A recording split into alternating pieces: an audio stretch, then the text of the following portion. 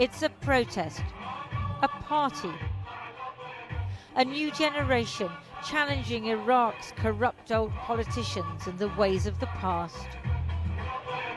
Our parents didn't have the chance to go here and say we need our rights, because they were either get killed or get in prison or tortured. But we have the chance, we must not lose it. What do young people want? Freedom. We want freedom. We don't have any freedom here. I want to live my life. I want to live the moment. I want to be respected and wherever I want, and to hear my voice. No one hear my voice here. But religious groups and militia, their flags festooning Baghdad, control Iraq's politicians, who've let the country become a battlefield for Iran and the USA.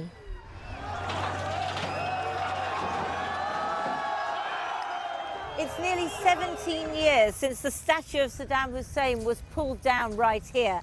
But only now is this area, Firdous Square, being redeveloped.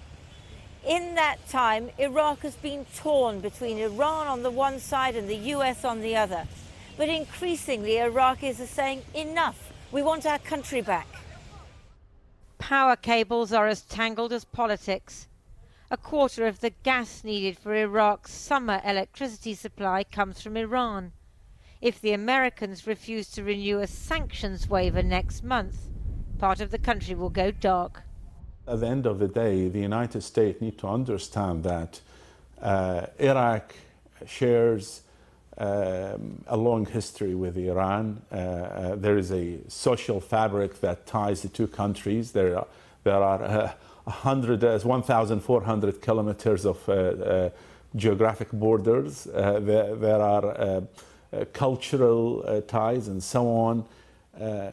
One cannot with a press of a button or a decision or executive order or something like that to cut all these ties. It's geography. It's geography. You cannot change this. Politics can change, but geography that will remain for millennia. General Mohandes, the head of the Iraqi militia, killed by the Americans alongside the Iranian General Qasem Soleimani just near Baghdad airport. They have their supporters amongst militiamen who fought against the Islamic State with Iranian backing, but who don't want to disband as they'll lose their salaries.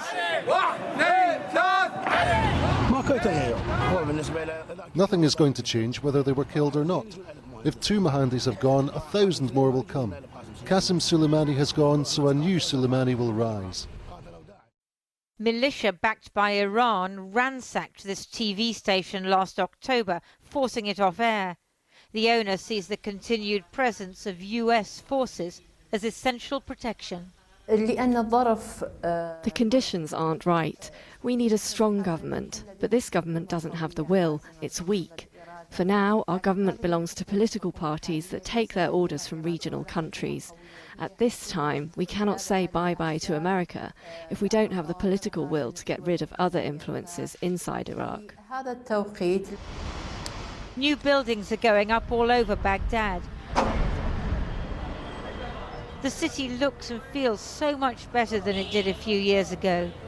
On the Karada, the main shopping street, there used to be car bombs every day. It's peaceful now because the Americans and the Iranians both fought the Islamic State. But today, Iraqis want more than the absence of terror.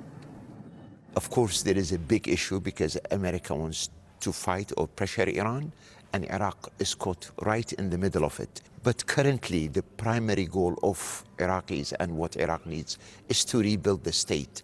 The root cause of the problem is we have a weak state institutions, weak army, weak state bureaucracy, lots of corruption.